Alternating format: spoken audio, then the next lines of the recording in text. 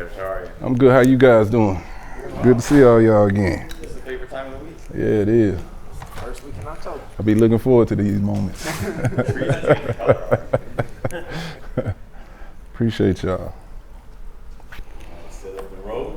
Coach Sillett will give us opening statement on bye week last week and back to work this week, getting ready for Alabama A&M and the Gulf Coast Challenge. Yeah, I think the bye week was much needed for our program. It was good for our players to get a little time away, see some family.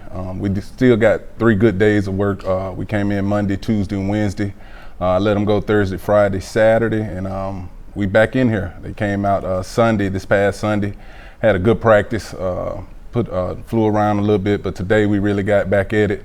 Very pleased with what I saw today. Just kind of knocking the rust off. You know, anytime you have a break like that.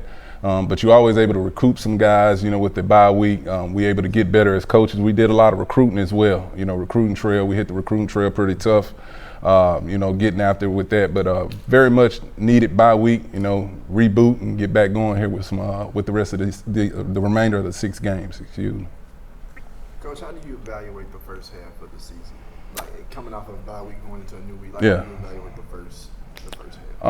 We just, I've been telling you guys, we got to continue to be consistent. I'm still waiting for, you know, all phases to come to a football game and play right now for this program. Whether it's 1 week it's the defense, 1 week it's the offense, you know, we just got to be consistent. And I think that was good too to get the bye week when it did hit, coming off that big month of being on the road, and then finally getting it home. You know, we won the game, but it wasn't up to my expectation. But still in all, we won the game, you know, and that's how I look at it. You know, those kind of games when you don't have no kind of kicker, you know, can't kick field goals, can't kick PATs, but those kind of wins brings teams and this coaching staff closer. But we just got to be more consistent with the next 6. Has the health of your kickers come back now? Yeah. Is everything intact? We getting back healthy. Matt Knoll, our opponent, he's back on his feet. Guys are getting back healthy, you know, with that bye week and everything. We needed that time. So I'm excited what we got going, you know, going into this weekend with the kicking situation. What's your preview for this kind of week? What do you look for in the guys to show that complete game in this week? The execution. You know, I'm just looking for these guys to come out here, the coordinators, these coaching staffs, offensively, defensive, special teams, have their plans in. We just got to go out here and execute, you know, and be clean. You know, if it's offense, you talk about executing clean offensive plays and, you know, make it make sense offensively, where if it's cover 3, you running cover 3 beaters, things like that.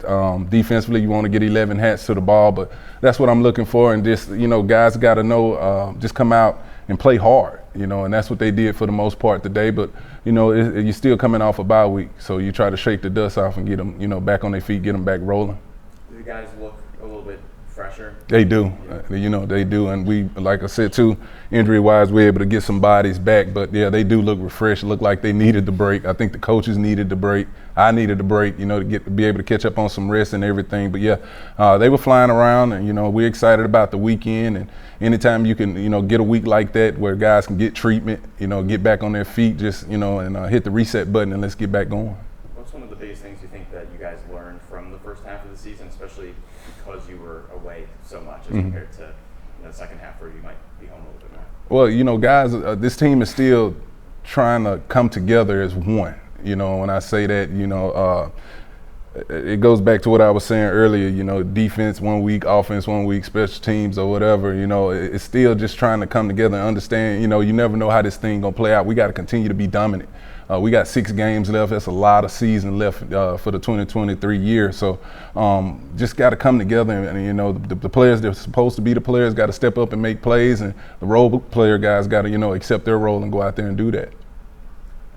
As your experience as a player, the assistant coach, coordinator, now as a head coach, what do you, I guess, of course you guys have had the bye week, how do you get the most out of a bye?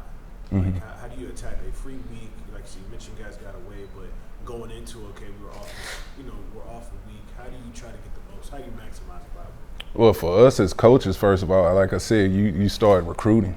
You know, you get that time to get out, see some players, you know, go watch some football. And also, to evaluate your first half of the season. You know, how do we look offensively, special teams, defensively, some things we can tweak, you know, going forward. You know, is there some more guys we can give some opportunities to, you got a lot of time to answer those type of questions and get those type of questions answered. But, and then, the rest, that pays dividends. It's a long grind, grind out type season for any program.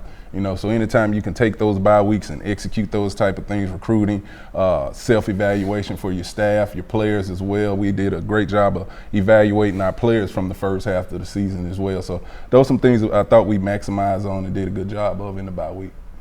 What are your concerns about Alabama A&M? They're scoring a lot of points right now. They're hot. They're hot. They scored, 58 the other day against a Tuskegee team that was undefeated. Didn't give up a touchdown. I think they only gave up a field goal. So the quarterback is playing well. It's going to be a big game. Gulf Coast Classic. We're looking forward to going down to Mobile. Well-coached team by Coach Maynard, a very successful coach. So I'm excited about it. And then it's another conference game for us, a division game. We know what that means for this program, and we can't slip up. We don't have no room for error right now, so we got to play good, fundamentally sound football. Coach, speaking of the quarterback, Alabama A&M's quarterback, Quincy Casey, you're familiar with. Is there anything that you've seen in evaluating him from the past and where he is now? He's getting older. He's just maturing. You can see it now. When he was here, he was a freshman, still trying to figure it out. Still working to get better. But Quincy is a hard worker. He's hard on himself. He's hard on his teammates around him. But right now, you just see the maturity in him. He settled in, done played a lot of snaps over there for him, and had a lot of success these last couple weeks. So he's going to come out and be ready to go. We got to get after him up front with our defensive line and try to make him a little unsettled in the pocket. But I just see the kid. He's maturing right now, and he's right where he's supposed to be for that program. Do it. How was Isaac Peppers stood out to you on defense? I mean, Pep is he's kind of the heart and soul of the defense. When we need a play, he does a good job of going out there and making plays. He's an East-West guy. He's an East-West guy. We were very fortunate to get him here from Pine Bluff. That spring in Pine Bluff, they played for a SWAC championship. He was an All-American that spring. But, Pep just works his butt off. He comes out here, he demands it from his teammates, and, he's relentless throughout the football game, running sideline to sideline. You look at the play he made against Bethune, we needed those 2 points. That was a great job by him seeing it and going to get it. And when he gets there, he gets people to the ground. But he's a great player for. I wish we had more years out of him. This is it for him. But he's been doing exactly what we asked him to do.